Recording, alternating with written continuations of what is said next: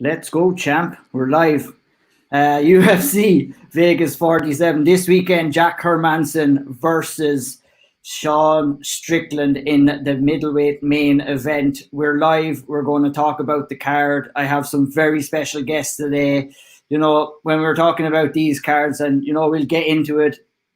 They don't really set the juices flowing, but if there's one man who knows this card inside and out, that's the guy right below me here, and that's Spencer Kite, who has been talking to nearly everybody on this card by the amount of his tweets and stories and write-ups that he's been doing this week. So we're very glad to have him on. But before we get into it, I just want to welcome our sponsors, Eat All Real Nutrition Bars. Head on over to eatallreal.com, enter the code word SevereMMA, and get yourself 15% off. Do it.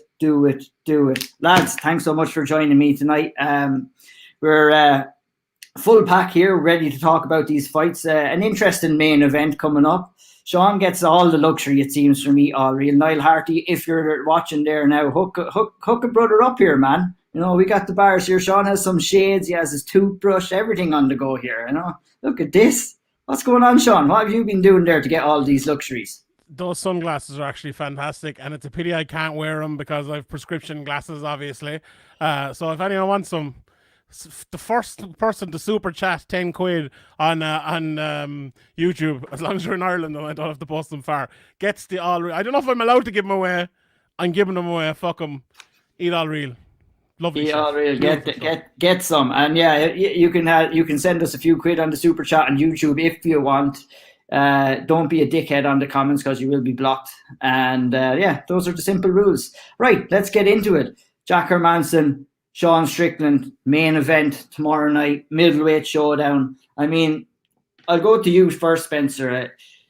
Hidden behind Sean Strickland's wild personality, his outrageous comments at times, hidden behind all that is a pretty decent fighter, isn't it? Isn't that right, Spencer? Yeah, it's a pretty terrific fighter. I mean, it gets lost, right? Because he says some absolutely crazy things. He kind of carries himself as a bit of a misanthrope and survivalist and doesn't want to be a part of society. But when you get him in the cage and you let him just get after it, it's pretty basic and pretty standard, but it's really good. And he's one of those guys that there's nothing that blows you away. It's just pace, it's volume, it's good conditioning. He doesn't mind being in a fight. And, he's 19-0 in the middleweight division, which I think gets lost on a lot of people because he went down to welterweight for a while. And even the losses there are to quality fighters. And so he's this weird guy that the 2-year layoff and the welterweight, it sort of feels like he's been forgotten and overlooked, even though he's got 4 wins in 18 months. But this to me feels like the opportunity for a lot of people to really see what he's about as a fighter, as opposed to just a wild man that's, running around saying insane stuff. Yeah, I think, in the middle of what I was saying, him being lost at how great a fighter is, it also gets lost the fact that, that 2-year layoff was due to a really serious motorcycle accident, where they thought that he would not be able to fight again. And let alone has he gotten in there, he's gotten in there and he's put a hell of a run since he's gotten back, and he's in the middleweight division now. And how impressive is it alone, Sean Sheehan, if I might bring you in, for him to even get back to this stage right now after being so badly hurt in that bicycle crash? It is a big thing. We've seen fighters down through the years, whether he's a guy, say, like a Frank Mir, who went through a similar thing, or even his opponent at the time, Brock Lesnar, who had a really bad bout of diverticulitis, or whether it's the likes of Dominic Cruz with bad injuries and stuff. For guys to get back to a high level like this, it takes a lot. It really, really does take a lot. And the reason we don't see it too often is because it is a very hard thing to do. And I know we get into the skills and everything like that in the fight, but I was actually listening to a couple of Graham's, like 10 years of SevereMMA podcast today. I was listening to one with Joe McColligan specifically, and he was talking about, having concussions and taking time out and doing different things, and, reasons why guys lose fights and prepare for certain fights and things. And, we can't understand that, right? Because there's lots of things we can ask fighters about, and maybe we can get an understanding for it, or kind of, you know, an idea of an understanding for it. But before the fight, we can never get an understanding for where a fighter actually is and how their preparation has gone, because they lie to us all the time. Even someone like Sean Strickland, who we think is very honest and open and all, is he really? How much truth is he actually telling you? You know, I know Fernanda Parache has had her podcast called The Best Camp of My Life, and there's a reason for that. You know, every fighter calls it the best camp of their life every time. I know sometimes you get some people not saying it, but the reason for that is because they don't want you to know, and they don't want their opponent to know. Let's be honest here. So that's really a story that's untold, and the problem with that, and I know Spencer and other guys like him, and there's very few like him because he's one of the absolute best, do tell those stories as best they can. But the problem is then afterwards as well, we don't believe those stories, you know, so because if they tell those stories directly afterwards, we say, you know, they're excuses, or this is why they lost, and sometimes we hear it when they win, and maybe it's a little bit more believable then. But yeah, I think, look, the preparation is one of those things that you live on an island really when you're a fighter, and the preparation and the problems in the preparation are a thing that really are your problem, and it's very, very hard to share them. Yeah, that's very well said. Like, and I mean, talking about his brashness and what he's been saying, Spencer, you spoke with him and before his fight this week, so you kind of would have had him off camera.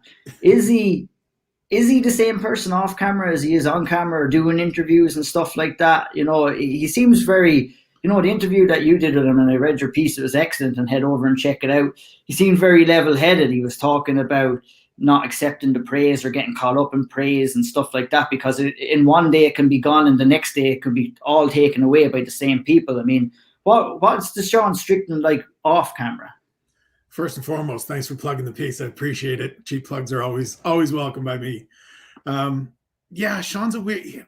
So I would say, like most of these athletes that kind of say some brash things and enjoy their time on the microphone, he cranks it up a little bit when he gets an audience and when he gets a camera on him and things like that. I know most people probably saw the kind of Sean Strickland edition of MTV Cribs this week, where he walked everybody around his barren apartment, showing off his guns and doesn't have much else. But I kind of, in writing that piece, took a little bit of a chance, and in talking to some people, and I've spoken with Sean in the past, I think there's some of it that it's designed to kind of guide you away from some of those insecurities, some of the difficulties that he's had in his past. He's been open about coming from an abusive household, doesn't speak fondly at all about his late father, who's passed on now, I believe. And I think some of that rawness that you get when he is in front of a microphone is meant to kind of shy you away from praising him and talking about the good things about him. I mean, he and I were talking about, it's been, 18 months, you got 4 wins. I spoke to him right before his first fight back and said, like, it's been 2 years, man. Like, you weren't supposed to be here. How does this feel? First thing he said was, well, I don't have to do it for money anymore. And so that part's great. That is another factor in some of these men and women performing better, is when the money isn't, when you're not skint every day, it's easier to go out and get after the things you want to get after. But I think there is a piece of it that is, he's unsure how to deal with praise, and he's not comfortable dealing with positive attention. And yeah, that sounds like, dime store psychology and who am I to psychoanalyze this guy? But I've talked to some people that work with him. I've talked to some people that have trained with him in the past. And there is some of that to him, that he's just this kind of brash, raw kid that hasn't ever had any community, that hasn't ever had any positive support. And now that he's starting to get that, and we talked about it in the piece, like, he posted a video saying it's the first time he's had coaches give him positive feedback when he's doing a mitt session with Eric Nixick, and there's other people in the cage. And I said, like, are you serious? And he said, yeah, you don't get that other places. Most mitt holders are guys that essentially are like personal trainers, right? Everybody's competing to hold mitts for whoever's in the gym, and it's the way that they make a little extra money on the side. And meanwhile, he's got Jimmy Gifford and Eddie Baracco in the cage, watching him hit mitts with Nixick, throwing out comments and things that are going to push him in the right direction. And he kind of looked at me and looked at Nixick in that piece afterwards and was like, you guys really care about one another here. that's weird. I think there's a little bit of that for him, that he's just finally found a community and doesn't quite know how to accept it yet. And so I'm really, really interested to see, now that he's settled at Extreme and got a group that he's working with and has a bunch of good training partners, if some of the brashness is always going to be there because Sean is a little left to center. But I think some of it we'll see kind of recede away as he gets a little more comfortable with some of this attention. Yeah, 100%. It was great to get that insight from you, Spencer. And I'll move over to you, Sean Denny. And the question I would have for you, perhaps, is your apartment cleaner than Sean Strickland's? I'm only joking. No, what I would say to you, Sean, is with someone like Sean Strickland, who is a really good fighter, can you separate the skills that he has inside of the cage with some of the ridiculous comments and some of the outrageous behavior that he does outside the cage, saying he wants to kill guys and always been saying this and that about, he's come out today and kind of retracted some of the comments he said in the past. So, I mean, are you a guy that's willing to leave that all to the side and just recognize him for the great fighter that he is when he's inside the cage? Yeah, I think we have to. Like, I think we made some mistakes with Colby Covington, for example. Like, I think we were all willing him not to be a good fighter and that he was eventually going to lose and he'll tail off and we won't see him again. But then he ends up being top of the division and he is a really good fighter and he just kept winning. I think the same with Sean Strickland. Like, this might be a leap too far this time around, but he's definitely a top 10 fighter. He's definitely going to cause people problems. But yeah, I think you have to separate the fighter with all the skills, with the personality. Otherwise, we'll end up with egg on our face, unfortunately. Yeah, I have to agree too. I'm kind of similar enough myself, where is I try not to buy too much into gimmicks or stuff like that. I want to focus most of my attention on what a fighter can do in the cage. Now, some of the antics of some fighters in past and probably in the future as well, you can't ignore everything. But I mean, when the cage door closes, you really have to focus on what type of a fighter they are. And I'll move over to you, talking about cage doors closing. We've seen some sparring footage come out from Sean Strickland where, talk about agreeing and not agreeing. I know there's the sacred rule that you don't release sparring footage. We've seen some crazy footage from Sean Strickland, Harry. I'm wondering, what's your opinions on what you've seen with all the videos that have been coming out and the hoo-ha around it, I guess? I mean, look, there's a reason that colloquially we don't release sparring footage, right? One, because who knows what a fighter is working on. Someone could just happen to be the nail that day. Someone could happen to be the hammer that day. I think the other side is that these fighters are obviously individuals and they're always looking to progress themselves and they always want to push themselves in the brightest light. I think one comment that we should make about Sean, his personal life and then his fighting style, is we as media members have two jobs. In this conversation today, our first job is to talk about him as a fighter and competing against Jack Hermansson as a fighter. Something that Sean and I have said on the podcast previously is that it's all well and good speculating and assuming and doing all that stuff. And unless you have the level of knowledge that somebody like Spencer has, who, let's be honest, can we probably say has the best haircut in MMA? We are not obliged to talk about their personal lives. We are here to deconstruct them as fighters and as performers, right? Now, relating that back to the sparring footage, look, if anyone is interested in some other sparring footage, you can go to Sam Alvey's YouTube channel, and on there is a review of the book 1984, and then there's 30 seconds of Sean Strickland just punching the fuck out of him, right? Now, I feel like, Jesus, I'm laboring this point, but I apologize. I'll wrap this up. I'm doing a Sean Sheehan. The thing that is most important for these fighters is being prepared and their best self on fight day. Now, none of us are fighters. Obviously, Ian, you've had some competitive experience in the cage. However, none of us are high-level athletes like these guys are. We can't really speak to, sorry, Sean, okay, other than you, obviously, but we can't speak to the level of dedication and preparation and how mentally those hard spars make Sean Strickland feel. However, from my perspective, coming from my martial arts background, I can tell you that concussions are not a cool thing. And I don't think finding yourself in concussive hard spars 3, 4, 5, 6 weeks out before a fight is the best way to get ready when you are an elite athlete like Sean Strickland, when you do already know how to fight. Nobody's going to go to Sean Strickland and be like, oh, your jab shit, let me show you how to do this. You're not turning your knuckles over. You're not pivoting right. Your angles are off. You know, this isn't going to happen. At the level that Sean is at, we're talking about tactical application of his skills. Those are the things that win fights, is decision making. I don't understand why he needs to be beating the head off lads and lads beating the head off him in order to be ready, you know? 100%. Yeah, great point. And, you know, moving on from Sean Strickland now, we talk about brashness and wildness and being outspoken. His opponent, Jack Hermansson, couldn't be quite further from that. Very quiet-spoken man, silent killer, if you want. Steve Spencer, you had the chance to speak with him again this week as well.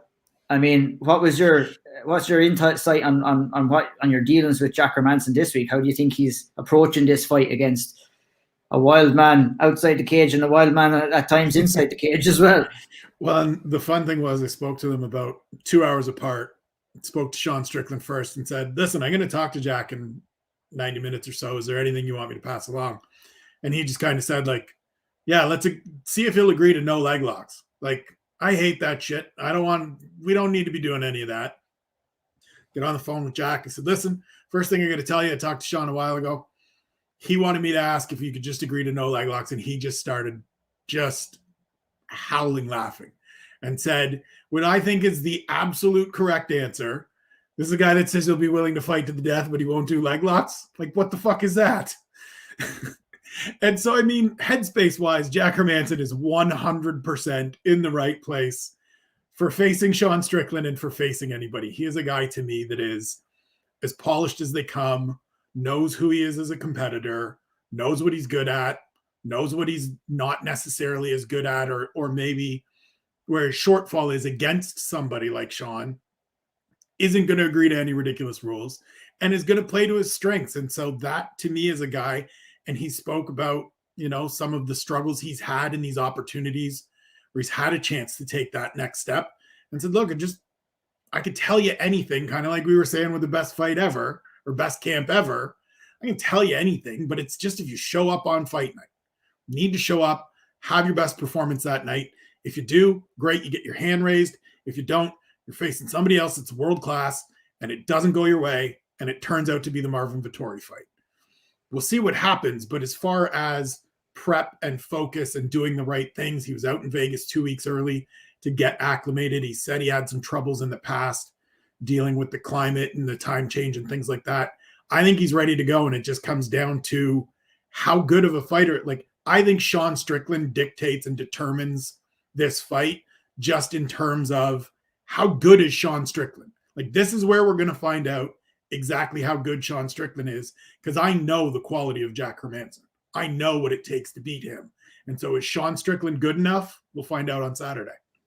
Yeah, and bring it over. And it was a great segue in what you said about Jack Hermansson in the Vettori fight. You know, he's lost to Jared Cannonier as well, Thiago Santos, way back a couple of years ago as well. And maybe I'll go over to you, Sean Sheehan, just to get your opinion. And like, to echo what Spencer was saying there, this is a huge opportunity for Jack Hermansson to not maybe get over an elite fighter, but definitely to set himself up for maybe 1 or 2 fights in maybe a title eliminator in the middleweight division. I mean, the middleweight division isn't all that hot right now. You know, there's a contender waiting to happen there for Adesanya or for Robert Whittaker, who we'll talk about next week. But is this a big one for Jack Hermansson? Do you think that he can get over a hurdle? Do you think that where would you rate Sean Strickland in the kind of upper echelons of the division in the middleweight division? Jesus, the upper echelons of that division are not very fucking upper, to be honest. I'll take any opportunity to shit in the middleweight division. It's terrible. Any other division like these two lads, with all due respect to both of them at the moment, wouldn't be talked about as, you know, title contenders. are high-level contenders in the division. They're both good fighters, limited in different ways, but very dangerous in different ways as well. Like, you mentioned the leg locks there of Hermansson and the boxing of Sean Strickland. It's not rocket science, the way this fight is going to go, either well or not well for both guys. But yeah, look, your point is an interesting test for both of them. I think it is a very interesting test because if you look at Sean Strickland's record, the only guys he's ever lost to are Kamaru Usman, one of the greatest fighters to ever live, Santiago Ponzinibbio back, I think, in 2015-16, who was an absolute beast at the time, and Ezeki Dos Santos, whatever the fuck his name is, who on his day can be a very tough, good fighter as well. We'll leave that one to the side for a second. So what's he losing to? Like, he's losing to guys who are tough, go forward, takedown artists. I know what you fully call Ponzinibbio that, but at times he can be. But pressure kind of fighters, whether it's pressure with your punches like Dos Santos and Ponzinibbio, or pressure with your wrestling and just all around game like Usman. And if you look at Hermansson in his last few fights, like the Vettori fight is the best indication, if you're Sean Strickland, of how this fight might go. Now, Vettori obviously is a southpaw and stuff like that, but he is predominantly a boxer. You look at some of his other losses. Jared Cannonier, obviously a very good boxer, and box him around a little bit. Thiago Santos, very good boxer. You're going back then a while, Cesar Ferreira and other losses further back. But their losses recently have kind of come against fighters a bit like them. Now, not totally like them, because I actually don't think there's a fighter in the UFC like Sean Strickland. I think he's a very unique in the way he fights. And it's funny because it feels like he's only been fighting that way for a while, but I went back and watched that Usman fight, and he was fighting a little bit differently, but not massively differently. And Hermansson, kind of fights the same way all the time, but is, I think, a little more dangerous now than he was before. So, look, I think it's definitely a test. You asked if it was a test for Strickland. I think it's a test for Strickland and Hermansson, that if they can come through this, I think they've kind of proven something that they couldn't maybe get over before, and another hurdle they can pass. And, maybe if we want to break down the fight in further detail, we can do that. But yeah, I do think it is an interesting challenge for both of them. It's one of those matchups I think Strickland is a big favourite in. I did a betting show today, and I went all in on Hermansson because I think it's so even. And I think when someone is a big favourite like that, Hermansson is plus 185, nearly a 2-1 underdog in this. I don't see it like that at all. Now, if you were to give me 50 quid and I could put it on even money, I'd probably pick Strickland, okay? But when you're giving me 2-1 on Hermansson, I'm probably going for that. So it's an interesting fight, and definitely an interesting test for both guys.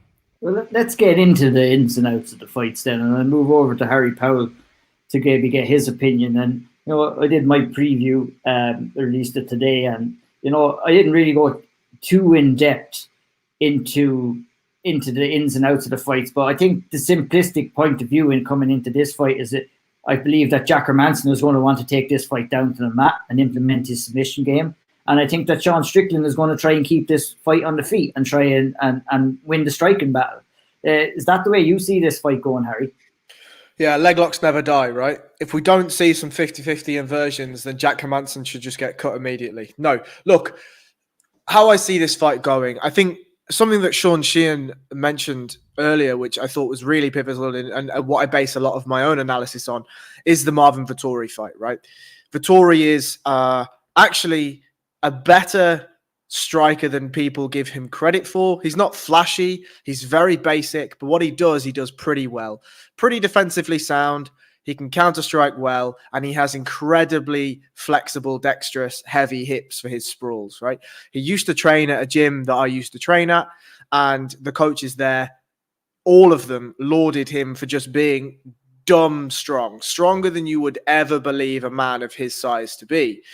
Whilst he's not able to translate that into his punching power, they just said the way that he can sprawl his hips is unbelievable. And we've seen that, right? He's got a brown belt jiu-jitsu. He's got some solid guillotine stuff that we don't see now at elite level because, as Dustin Poirier, guillotines don't work. But using his defensive wrestling allows him to be more offensive on the feet. I think that is a huge part to this story. Is Jack Hermansson, and Spencer said that he thinks Sean Strickland is going to be able to dictate this based on where the fight goes. And actually, I think it's Jack Hermansson that gets to dictate this, because if he can't take Sean down, then he's going to be forced to stand, right? Unless he pulls. But he's not Chase Hooper, right? but like, I think my route to victory here for Jack Hermansson is he has to force Sean Strickland to fight going backwards. He has to make Sean Strickland fearful of the takedown, use the overhands, get to the clinch, and get him on the floor. If he gets him on the floor, Sean Strickland's no scrub on the ground, but I think the general power and general dominance of Jack Hermansson will probably win him rounds. I'm not sure he gets a finish, but I think it wins him rounds. I think the other wrinkle to this fight that's interesting is something that again, Spencer brought up. Sean Strickland's 19-0 at middleweight. If there's any case for showing, again, that a fighter goes up and has better performances when he's not destroying his body to get to 170, it's this. If you go in at 170 against somebody like Kamaru Usman and you're drained and you're debilitated and you're not really there mentally, you are going to lose. Santiago Ponzinibbio will crack you into next week. And that's what we've seen, right? Zaleski Dos Santos, war Zaleski Dos Santos, as I like to call him, right? He will equally smash you from pillar to post. So I think the interesting question here is Jack Hermansson the more physically dominant man? Because I think that plays a big factor. The problem for Sean Strickland, or the advantage for Sean Strickland, is he's very durable and he has great cardio. Jack Hermansson, however, has shown to have lacking cardio in some fights. This is a 5-round fight. And I think that's something that Sean can use to his advantage. Yeah, it's a very good point. I mean, if it goes all 5 rounds, that is. Sean Denny, do you see a finish in this fight from either side? Do you see it going all 5 rounds? I mean, it's a kind of a fight that could go literally anyway, in my opinion. We don't really know until the two guys get in there on Saturday night and we can get a look at it. Sometimes with fights for me, it's like I don't know how they're going to go down until I maybe see 1 minute or 2 minutes of the fight, and then you can kind of get a picture of what the rest of the fight is going to go. If what's your opinion on the fight, Sean? Do you see it finish? Do you see it going the distance? I think the longer this goes, the more it's going to suit Sean Strickland. I really do think Hermansson has to get the takedown in the first. Where like he doesn't have his big punching power on the feet, but when he hits the deck with you on top, his ground and pound is absolutely vicious, and that's where his power really comes out. So I think that's where, if he's going to get it done, he'll have to get it done within sort of the first 2 rounds, and I think he'll need to do it by ground and pound, with some of his elbows and things like that. I think if it goes any longer than that, I think Strickland will end up doing what Vettori did to him, and he'll just run down his gas tank and then probably cruise to a points decision. There's one point as well. Sorry to interrupt you, but if you look at Jack Hermansson and the way he usually gets takedowns, it's usually like the body lock in the middle of the cage, and he throws a guy to the ground. And maybe Harry might be better to speak on this than anyone else, considering that he does a lot of jiu-jitsu and stuff. But whenever we see leg locks, whenever we see, heel hooks or wherever it might be in MMA these days, it's usually quick, and not necessarily quick as in terms of one try and you get it, but in terms of like whenever you do manage to get it, within a few seconds, the fight's over, And I feel like, as Sean Denny said there, and I agree with him, I think he has to get this done early to get it done. Maybe not the first, maybe the first 2 or 3, early as possible. I reckon that like body lock in the middle of the cage, and maybe Harry can talk about the adjustments to go from there to the leg locks and transition there in a quick, kind of shocking manner, is something he needs to do, because Hermansson, Strickland against someone like an Usman, he stopped that takedown for long periods of time, but when he was given a chance, Usman is more of a methodical kind of, he'll show you what you'll do and then do it to you, and you still won't be able to stop it, where Hermansson is more of a shocking, he'll catch you in something sort of thing, which I think actually might play into his advantage as well. And I think another thing as well, I think Strickland being a smaller guy than Hermansson will actually play into his favor here, because if you're a guy like Hermansson who fights, he's a big guy, big-ish guy, but he fights in kind of a smaller way. I always say he fights like a featherweight or a lightweight. He moves around an awful lot. And as someone mentioned earlier on about the gas tank issues, I think that's why, because he moves so often. Usually he's fighting in a kind of a longer way, and he's drawing himself in from further out, and it allows him to get in under guys and get that body lock. When Sean Strickland is a smaller guy, but he fights more upright. And I'm interested to see whether that actually is a good thing or a bad thing for Jack Hermansson here.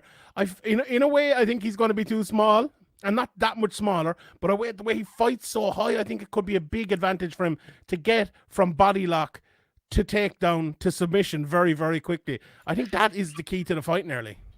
So I'll jump in just quickly. I mean, generally in MMA, I would say you never fall back for legs, right? But if you're going to do it from a body lock, if you hit somebody in a body lock and table them, a table is when from a body lock you place, you pick a hip, you drive one of your legs in front of somebody's knee, and then you drive them over your knee. Essentially, they can't step out because you're blocking them with your own knee. In our wrestling gym, they call it a table. In other places, I've seen it called a wedge or a whatever. If you can force Hermansson into a leg drag is when you're pinning the bottom leg of your opponent with a shin staple, and the top leg is across your hip. The defense for that is for Sean Strickland to shrimp inwards and open up his hips. That offers inside heel exposure, and you can quickly snatch that up. You can be rotating the inside heel hook before you have hip control and still do damage, right? So if you're going to do it, that's probably the way that you do it. And that's probably the safest method because you're going to get to the saddle. You're not going to be in 50-50. And if Hermansson isn't able to finish, he should still end up on top. If not, Strickland will have to give his back in the scramble. And that's, it's a safe enough entry. So if you're going to do it, that's the way you probably do it. Yeah, some very good analysis there. And I was going to ask you that, Harry, like, what would Strickland have to do? But you answered it very well to get out of those positions. But for one thing that I would like to maybe bring up is, and it's a kind of a common theme with most events right now, is the size of the cage as well, and your ability to get away from clinches or to circle away. I think the smaller cage kind of favors the grappler. And maybe I'll go to Spencer. Would you kind of agree with that sentiment, Spencer? And maybe ask you another question on top of that again, and something that I kind of think is a theme in this fight, and what we see from Sean Strickland is, does Sean Strickland fight to the level of his opponents? And can we expect to see maybe a higher level of kind of a performance from him when he's going in with somebody who is pretty good? Is probably the best guy that he has fought in recent times in Jack Hermansson. That's the piece I'm interested in Saturday, because since he's been back, he was excited to fight Jack Marshman, a guy that he said going in, he's going to stand there, he's going to meet me in the middle. We saw how the end of that fight played out, where he's screaming at him to just like, why won't you go down, and all of these things. And then every step of the way, it's been better and better. I thought the Brendan Allen fight was going to be a tough fight, runs through Brendan Allen. I thought the next fight after that, Krzysztof Jotko, tricky, weird kind of guy to fight. He can kickbox a little, he can clinch a little, has a good performance. It's not great, but goes out and, as you said, steps up his game that little bit that it needs to be when it's not going quite the way the Brendan Allen fight went, gets the victory, goes out against Uriah Hall, dominates that fight. I do think the smaller cage certainly favors the grapplers, because we know it, right? They say it every broadcast. There's so much less room to get away. You have so less space to kind of escape into, that everything's right on top of you. And we see it more and more the higher up the weight class we go, because bodies are bigger, movement's a little slower. And so that is going to be an absolutely fascinating piece of this, because the other part of it is that Sean Strickland will be right in front of Jack Hermansson from jump. And so it's not like Jack's going to have to go and find him. Sean will be there. There will be opportunities. And it really does come down to, can he take him down? Can he control him when he gets on the ground? And if he does get there, can he find that finish early, as Harry's saying and as Sean's saying? Because if he can't, I agree with Sean Denny that the later this goes, this starts turning into a Sean Strickland fight, where that being the smaller guy, but having that gas tank and not cutting as much weight, just puts him in your face, volume, pressure. And it's so hard to not get suffocated. Yeah, I'm super curious to see that as well from Sean Strickland. And for some strange reason, and I can't really put my finger on it, I'm kind of leaning towards Sean Strickland in this fight. I just don't know. I just think he has that momentum about him. He has that confidence. He's fighting, I think, as close as we're going to see to his peak right now. And I'm interested to see if he can level up. And that's what you're going to have to do at this stage when you're fighting these guys. You're going to have to level up. You're going to have to give as good as you get when you're up at the top of the division. And we just gave a good, solid 35 minutes on the breakdown of that fight. And you ain't going to fucking see that anywhere else. So we'll move along down to the rest of the card. And, you know, myself and Sean and Harry released a podcast today on SevereMMA Patreon about, it was a speaker's corner. It was about stale divisions. During that podcast, we spoke about what would be a result. What could the UFC do to kind of unstale divisions, for lack of a better term, unstale divisions, if you want to say it that way. I mean, what we have a perfect example of it on this card. What we said is that we need to start stacking these fight night cards. We need to start adding a couple of ranked guys in on the main card. A little bit of jeopardy on the card. We don't have that on this card, and it's as simple as that. The fact of the matter is what we have on in our co-main event tonight is, and no disrespect to either guy, is two guys that have come off the Contender Series in the last 2-3 years, and two relatively unknown guys in many people's eyes.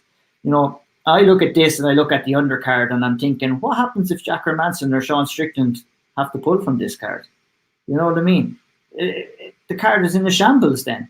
You know what I mean? Why don't you have a couple of ranked fighters in under? Sam Alvey for main event. There you go. Look at, and don't get me wrong, and no disrespect to any of the rest of the fighters, there's some great up-and-coming fighters on this card.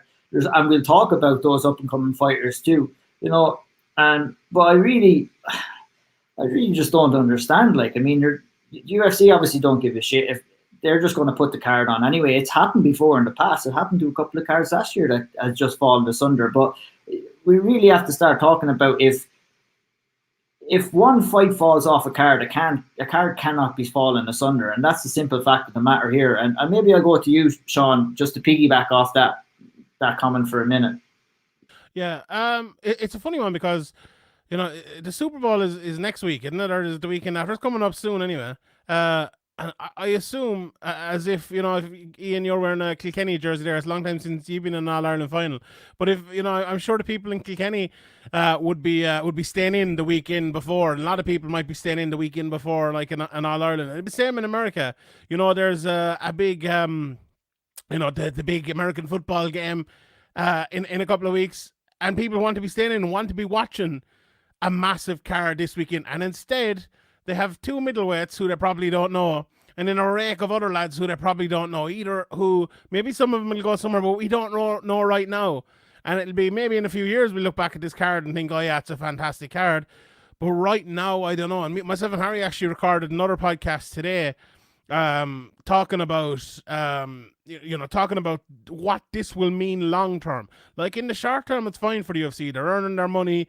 They're still pulling in relatively good pay-per-view money, but also relatively good TV ratings, which is their main thing. And when they come up for sale, or when the ESPN deal runs out here, and whenever it is, they'll get lots of money. They'll have Fox and ESPN, and I'm sure Amazon and others will be in looking for them again. So it doesn't matter. But long term, I'm very interested to see what doing this over and over and over actually does to the UFC, because in the pandemic, new fans were created, you know, and old fans were brought back, and the fans that we have now, there wasn't much else on TV, you know. All of us probably were watching the Premier League, and everyone watching, if you're a fan of the Premier League, we were watching 10-15 matches a week. And you know what, I'm sick of the Premier League now. I've watched so much, I couldn't give a shit. Is that going to happen to the UFC? Is there too much? Like, the big cards will always sell, and they'll always be healthy. If McGregor fights or John Jones or Ngannou fights, they'll do well.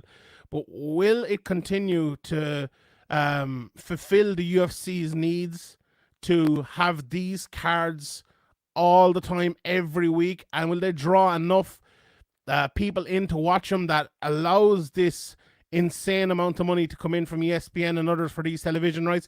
That's long term. That is long term. And I know maybe that wasn't the question I was asked, but like, what can they do? What can they do to have better cards, right? So there's a few things they can do. They can buy Bellator and get lots of their fighters, and you'd immediately have better fighters. You'd have maybe 50 fighters who you could bring in and then release all 50 fighters from the UFC, and you'd immediately have better, release fucking 3/4 of the Bellator fighters as well along the way. You could have less cards, but then you're getting less money. Or what else could you do? I don't know. What else could you do? Like, it just feels like you need to put ranked fighters against ranked fighters. Yeah, but there's just 50 cards a year, like. But where are they getting all these ranked fighters from? Like, these fighters are sometimes they're calling out. I remember, like, there was a couple of years ago, everyone was calling out for fights. Remember Cub Swanson used to be like, give me a fight, I can't get a fight. You rarely see that now. So maybe some of the young up and comers and stuff like that.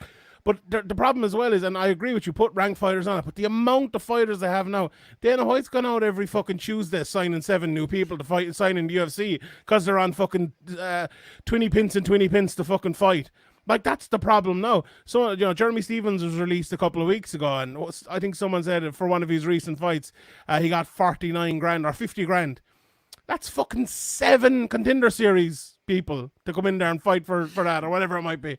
It's like, that's what's happening in the UFC. So instead of having, and I agree with you, like, if Jeremy Stevens, okay, he might be a ranked fighter, and he might fight, I don't know, but they definitely Doo Ho Chai, right? He might fight Doo Ho Chai, right? But the UFC would rather cut Doo Ho Chai, they'd rather cut Jeremy Stevens and have 78 Contender Series people who are never going to be any fucking good. Maybe one of them is, but then 77 are going to be crap, and then we'll have to watch those 77 fight for the next few years. That's dangerous for the long term of the UFC. And I agree with you. Look, I agree with the point. We're talking about what they could do, and that is an option of what they could do. But what they will do is completely different. And what they are going to do is what we're seeing right now, is that they're going to put their money on the main event of sometimes a semi-interesting main event on a fight night card, and then they're just going to pack it with Contender Series guys, because they're going to be getting paid the same whether they stack a card or whether they don't stack a card. And that's the sad reality of the situation right now. And it's a little bit frustrating. I mean, we were maybe a little bit spoiled in the coming up. Like, I've been watching UFC for years and years and years and years and seeing really, really good fights and multiple ranked fighters fighting on it. But, like, I mean, you're talking about, you have multiple divisions in UFC. How many? 8, 9 divisions? And you have 15 ranked fighters in each division. You mean you can't, you're telling me that you can't put at least another ranked guy or at least another one ranked fighter on a card like this? And it's frustrating for me to be looking at it. But maybe, Spencer, look, we're after getting super negative here all of a sudden. Can you shine a light on this? Let's look at the other end of the stick. Well, I was going to say one of the other problems is that, we get so many of these pay-per-view cards. The pay-per-view cards are still spots where the UFC makes additional income, right? For us over here in North America, you've got to purchase it. And the only way people are purchasing pay-per-views these days are if there are 2 title fights and then a whole pack of people that they know. So part of the reason we're getting these fight night events the way that they are this weekend, maybe being worse than most, is that those pay-per-view cards are just like, we've seen some absolutely stacked pay-per-view cards. Every time they go to New York City, it's just top to bottom of ranked fighters and important fights. If they could just spread some of that out a little bit, it gives you a few more fights to stick on a show like this and pull away from maybe some of these pay-per-view cards.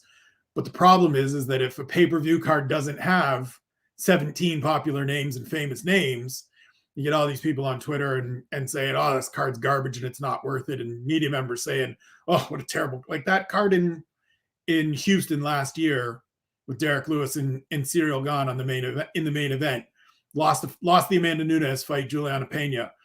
That got announced. I saw a ton of media people saying this card was already not great to begin with, and now it's really taken a big hit. And it was still a great card, but it wasn't the level of pay-per-view that so many people are used to. And so they're juggling a weird balance, trying to find a weird balance here where the thing people still have to pay for on top of everything else needs to be so impressive to convince people to buy it that cards like this end up struggling. The other part of it is kind of ties back into what you said after we went 35 minutes on the main event. People aren't talking about enough of these athletes. People aren't giving enough time. And this card, I agree, like the co-main event is, Contender Series guys and Nick Maximov, God bless him, he's a Diaz Academy guy, and that's getting him another opportunity and a bit of a push that maybe he doesn't deserve yet. Isn't the problem, Spencer, though, as well? Sorry to interrupt you. We don't know what guys to be talking about. You know? Yeah, for sure. Sometimes it's grand if you see someone, you know, coming out of CFFC and they're the champion, they're 15 off Sean Brady or something like that, or if it's Ian Gary or Paddy Pimblett, we know. But there's no one on this card that we know about. Okay, Nick Maximov might be the one because he's out of Diaz Academy. We've heard a bit about him, but we just don't know. And there's a problem as well. Even if there's, you know, people like us covering the sport, and you know, you go in and you do a deep dive in these people all the time. There's only so much time that people have to read about them or to listen to podcasts or watch videos about them. Like Ian was talking there about Sean Strickland, and I know a bit about Sean Strickland and, you know, his madness, but I know very little. I saw that, like, a clip of him going around these sites. I didn't watch it. I had no time to be watching that. Like, I feel like people are just skipping a lot of this stuff, even if it's in the main event, and not consuming this stuff because it is card after card after card after card. And you're not even, and I'll end it on this. They're not even looking at the main events. Never mind the person third from the bottom on the card, you know? And that's a massive, massive problem for the UFC in the future, because the guy third from bottom on the card now will be in the main event in 2 or 3 years' time, and we'll be trying to learn about him, you know, the day before he fights for a fucking title. Yeah. Jill Tenno is very happy to hear that he will be in the main event. Like, when I was writing the preview for this card and I was checking back to see who guys fought, there was one guy I saw on it who, let me take a quick look. I believe it was Jason Witt that's fighting on the prelim section of the card. And this is his 5th fight inside the UFC. No way. Yeah. And I'm like, I've definitely seen him fighting before because I've watched all the UFCs for the last couple of years, but I was blown away. I was like, how, like, if we'd seen, just say 5 or 10 years ago, if we seen a guy fighting 5 times in the UFC, we fucking knew who he was, you know. And it's a little bit frustrating, and maybe we were a little bit naive because we were spoiled when we were coming up and UFC was coming up and stacking all the fight night cards and stacking the pay-per-views. But I mean, I don't know, like, it is so hard to keep up with the amount of athletes that are coming in, with the amount of events that are on. This is the first UFC event in a run of 16 weeks in a row that we're going to have UFC on. So look, we've been ranting on. Look, let's talk a little bit about the co-main event or the rest of the card. Harry, I'll go to you. I mean, is there anybody that's standing out? Like, absolutely. Punahele Soriano, I heard Eric Nixick speaking about him, and he said that there's 2 guys in Extreme Couture that he doesn't allow punch at 100% when they're sparring. And the first guy was Francis Ngannou, and the second guy was Punahele Soriano, who is fighting in the main event, who has some vicious power. Are you excited to see him fighting? How do you think? I think that this is his fight to lose, to be honest. I think they're setting him up with Maximov, an undefeated guy. And I think that, they're going to try and kind of get the rub off on him. Yeah, I mean, look, I'll answer both of your questions. The first question, do I see anyone on the card that excites me? The answer is yes. I think for me personally, there are actually quite a few guys, maybe not in compelling matchups, but there are guys that I enjoy to watch, and there are guys that I'm quite high on. And I'll just list those now. Shavkat Rachmaninoff I am all the way on the hype train. Right? All the way on the fucking hype train. When I used to do the All About Balance breakdown, there's a guy that we had on there called Jack Sear, and we used to get him to do the Eastern European report, right? Which means if a fella comes over and he's anywhere near Dagestani or Russian, we find out if he's just a cam crusher or whether he's the real deal. Jack said to us then, Shavkat's the real deal. And what we saw in his UFC main event against Alex Pereira is absolutely the main event, right? Sam Alvey, I mean, there's so many memes about that guy, right? But at the end of the day, he turns up and he fights. Regardless of how you view him as a person, regardless of how you view his haircut, your man turns up and he fights, right? Brendan Allen is somebody that still has a long way to go in his career. Lots and lots to show. Miles Johns is on the card. Rose is on the card. Hakeem Dawodu versus Mike Trezano is an absolute banger. Ken Allen, Shavkat versus Chimaev. What is wrong with you, my friend? Allow the man to embed himself in the UFC for just a minute. Jesus. We're trying to get someone killed up in this dish. Absolutely. And, Danilo Marquez will have my heart forever, simply because in that fight against Gadis Ibragimov, where Danilo had Gadis's back for 3 rounds, failed to choke him, and Gadis Bragimov had enough time to slick back his own hair and put his thumbs up to the camera. So for that, Danilo Marquez has my heart forever. But in terms of Ponele Soriano versus Nick Maximov, I think, to be honest, Ian, there's not a lot to say. Spencer sort of nailed it himself. Maximov is in here. He's not really UFC caliber. He's undefeated. He's got the Diaz name. He's going to come out with maybe a Nate, maybe a Nick. If not, Cesar Gracie will be there. And Ponele Soriano put him away inside 2 rounds, right? And all of a sudden, you've got this guy that's beaten a Nick Diaz Army guy. So, Yeah, I think that's a fair assessment on that fight. I think they are definitely setting up Soriano for an impressive win. You mentioned another fighter there, and that was Rachmaninoff, excuse me. 14 wins undefeated, 7 wins by knockout, 7 wins by submission. This is a guy that we can be excited about. I mean, we shat all over this card for a little bit, but I mean, this is the type of guy you want to be seeing on the card. Yeah, I've seen him fight a couple of times. I'm very excited. He looks like an uber prospect. I think that he's going to have a big 2022. We're going to see him move up the rankings. And maybe I'll just go to Sean Denny and get your thoughts on it before I move over to the rest of the guys for their shots. I think that we deserve to give Rachmaninoff a little bit of a shout here. Yeah, it's I don't mind him taking a bit of the slow road. He's a big combat sambo, he's fantastic at combat sambo, but he can strike, he can submit you, and he's got the look. Look, that Kazakhstan flag looks great when you're carrying it around at the weigh-ins. His hat, I don't know what they call it over in Kazakhstan. I know it differs by region, but he stands out on weigh-in day. Like, I think this guy's going to be, in a few fights, he's going to be away to the races. Like, he really is. I think he's got it all.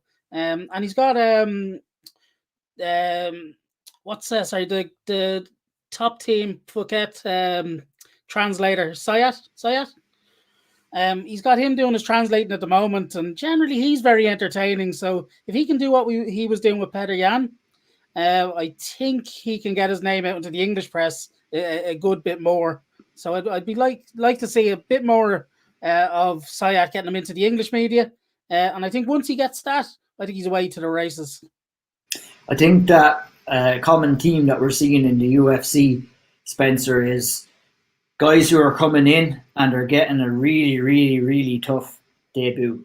And Rachmaninoff came in and he got Alex Cowboy Oliveira a really tough. We've seen Cowboy Oliveira go through many a great fighter in his time, a UFC veteran.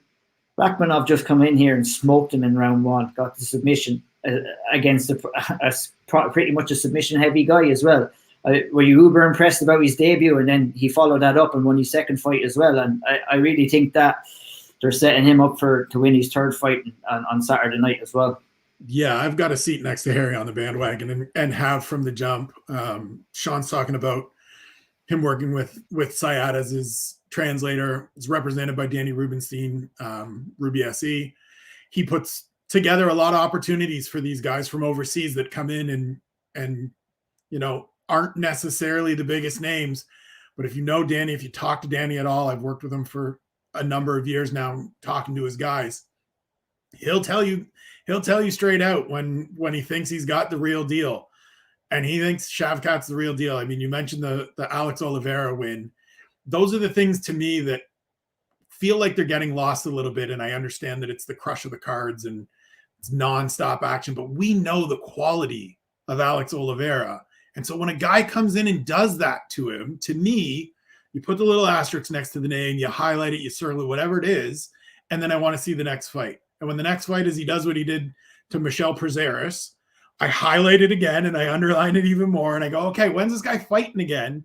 Because I want to see it. And so I think this is an opportunity where, and shout out to Carlston Harris, who has looked good through his 2 fights, 2 first-round finishes. Yeah, he took out Christian Aguilera and Sangane. Yeah, Kasangane in his last fight. Not easy, and took him out in round 1 as well. So we got two good prospects, two finishers in that fight, but I think it's all about Rachmaninoff for me. I'm really excited to see him. And Sean Sheehan is shaking his head over there. Harris is stone useless. He's not a good prospect. I actually, you know, I kind of tell a lie, like, I'm doing the betting show every week. I kind of have to go and watch some of these fights. And I went back and I watched a good bit of Rachmaninoff and Harris. Like, the weird thing about Harris is, you ever see one of those fighters? There's that other lad fighting in the heavyweight division. I can't think of his name, but just they throw punches and sometimes they land, and when they do, it's just lights out for the other lad. And he's one of them. He's a pure fucking swatter. Like, these lads are the exact opposite. You know, Rachmaninoff, very good wrestler, very good takedowns. Obviously, someone mentioned his submission win in one of his previous fights, but he can fucking box too. And when you have someone who can box against someone who can't box in Carlton Harris, that makes for a tasty little matchup for Rachmaninoff. And if you fancy betting, on a guy who maybe people think is a takedown artist for knockout, I think that's probably a nice bet for this weekend. I think he's going to knock him out. Like, I'm massive on Rachmaninoff too. Like, he is a guy, he should be in the co-main event. He should be the guy that they're really highlighting here. He is the future, the one on this card. Like, there's a great fight as well, Julian Rosa versus Steven Peterson. If you're absolutely pick out that one, neither of these guys will be a champion or anything in that division, but that is a barn burner of a fight. Absolutely fun. If there's one fight in the undercard that I would bet on what's going to be the fight of the night, that'd probably be it. But Rachmaninoff is the guy. You know, I talked about the third from the bottom. Maybe it's the third from the top, the guy who'll be fighting for the title in a few years. Yeah, 100%. You heard it here first, lads. Remortgage your house. Rachmaninoff round 1 KO. Shawnee said it himself. A fucking fact. Put the fucking house on it. Put it on it. Look, we'll wrap it up pretty soon. I just want to go back quickly to Spencer. We've got 4 Canadians on the card. Real quickly, Spencer, who should we be looking out at? I mean, to me, the best of the bunch is obviously Hakeem Dawodu. No disrespect to any of the other Canadians on there. Marc-Andre Barrio, talked to him before this fight. I like what he's done his last couple fights. I love that he packed up his trailer and moved down to Deerfield Beach, Florida. Makes a whole lot of sense if you've ever been to Gatineau, Quebec, where he's from. It's cold as shit. He now lives in Florida on the beach. It's a very good decision. But he's kind of just a middleweight, Sean's favorite division, of course. Alexis Davis is a veteran, has fought for a title, but she's at the end of the career. She's towards the end of the career. I shouldn't, completely write her off. I think she gets a win this weekend. But Hakeem Dawodu is the guy, right? For the last couple of years, he's kind of been the best emerging Canadian. Now he's at a point where the emerging part is gone and the prospect label is maybe doesn't fit anymore because he's 30 or 31 and he's been around for a few years. But this to me is another one of those fights. I kind of set aside the loss to Movsar Evloev last time out because everybody loses to Movsar Evloev as of right now. These things do happen. These things do happen. And so let me see what you can do against Michael Trezano, who has been successful last time out after a long layoff.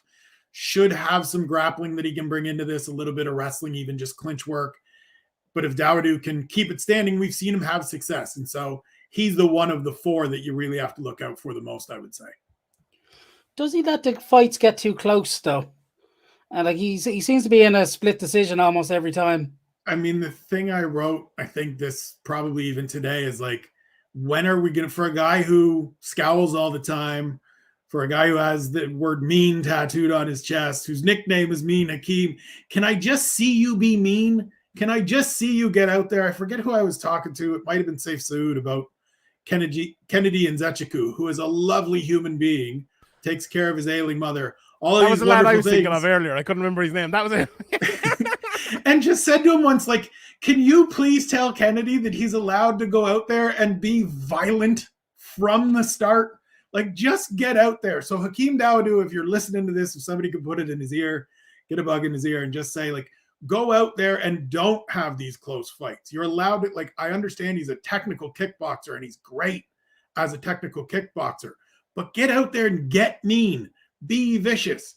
The thing that always stands out to me when I think about these things is Donald Cerrone firing those FU kicks at Miles Jury and at Wagner Hosha back in the day. You're allowed to go out there and be angry with these people from the jump and really put it on them. And so Hakeem Dawodu needs to do that this weekend, or else he's going to get stuck in this cycle where he can't beat wrestlers and he beats, the other guy that wants to stand with him. And then people just aren't going to stand with him anymore. And then he's not going to be in the UFC. Yeah, sweet. Well, I am a little bit hyped for the undercard after that little chat now, I have to say. We did start off on a negative note, but we brought back around as we do. I'll just finish off with this question from Ken Allen about Jai Herbert, and we will talk a little bit about that. It's announced for the London card. I don't know what. It's just put that down, Sean Sheehan, will you? Put that down. Look at what are they doing with Jai Herbert? The fact of the matter with Jai Herbert, he's 33 years of age right now. Jai Herbert, what are we going to do with him? You can't slow build him. You got to get him in these fights. He's either going to win him and move up, or he's going to lose him or be cut. He's 33. We can't slow build a fighter who's 33 years of age. Look at it, sucks. He's a great fighter. But we shouldn't count him out against a guy like Mike Davis. He was really good in these last fights. I think that's good matchmaking, to be honest. I don't think Mike Davis is as tough as the earlier fights he has, while still being a tough fight, 50-50, whatever.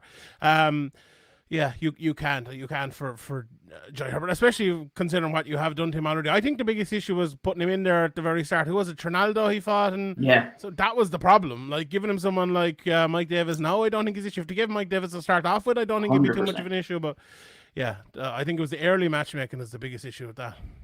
Yeah, I think Mike Davis as well is the perfect style matchup. Like he's not gonna do anything Jai hasn't seen. So I think style-wise, I think it's pretty good. Yeah, it should be a great fight, and that fight will be coming up on the UFC London card, a card that we can say is absolutely stacked with talent. We will not be able to complain about that card, the main event or the undercard or whatever. We'll be covering that in a few weeks. This is the first week of a 16-week run. We will be here every week. I will be here every week. Maybe not everyone will be here. I definitely fucking won't. I knew you were going to say that. What about that question, though? Hold on. Let's go. Oh, yeah, Ford. Look, it's a very good point, actually, and it's something that I looked ahead to the next week's card as well, the pay-per-view card, and we'll be back doing that. Spencer will be back with us again next week to break down that card as well. Sick. There's only one women's fight on that card as well, and it's it's a curious thing. I don't know how I feel about it. Look, what we spoke about earlier, right? That there is a log jam of fights, a log jam of cards. So that makes you feel, that gives the notion that these guys are just readily available to fight whenever, right? We had Brad Wharton on the other day. Shout out Brad Wharton each and every time. But the thing that he mentioned that really changed the way that I think about these cards is he mentioned logistically, if a fighter says, I just can't be ready that week, you just can't wait, right? And how many fighters, how many female fighters want a full camp? How many aren't willing to be like, 3 weeks notice, this fight's fell off, we're going to do this, and fair play to them. They're high-level athletes, and being in the UFC is what pays their wages and puts food on their table, right? So I think whilst we can absolutely raise the point, and Mr. Delaney has done it, that we have a distinct lack of female MMA fights coming up on the cards, you also think those female divisions are much more shallow than the male divisions. And you're always going to, as Spencer alluded to earlier, stack the deck when you have a big pay-per-view. So you're not going to see, name somebody, right? Name any of a middling division female fighter. You're not going to see them on a fight night card because they bring eyes to the pay-per-view. And you're not going to take away from that, right? So whilst I agree, what this does highlight to me is that there are far more males, right, in MMA per se, but also in the UFC than there are females. That's why we're seeing the deck stack. But also the division's depth is severely lacking in the females divisions. If we had more divisions, if we had an atomweight division, if we had an actual featherweight division, and they were full and bursting full of life, we'd see a different result on these cards. But we don't. So I think in that way, we have 3 more female fights later in the month. And then we have 3 more female fights on UFC 272. And so right there, you suddenly go from 3 in the first 3 weeks to 7 or 6 in the next 3 cards. And so it's an absolutely great point, and there should be more balance to it, and it would be great if we saw more fights more frequently. The other piece is it seems like the UFC likes to stack 2 or 3 female fights on a card, whether that's for injury replacement possibilities and just shuffling the deck chairs around if something happens. But it is coming. We are getting there, and some of them are really great fights coming up. I mean, Casey O'Neill's coming out next weekend, and I'll be here to talk about it, and I'll be singing the praises of King Casey, like probably everybody else on this show. But it's Absolutely. Up the nails. We're coming in hot next week. So we are. Sean is over there flashing the signs. All I'll say to that man over there is they have a long way to go to catch us. You'll never do it. You'll never do it.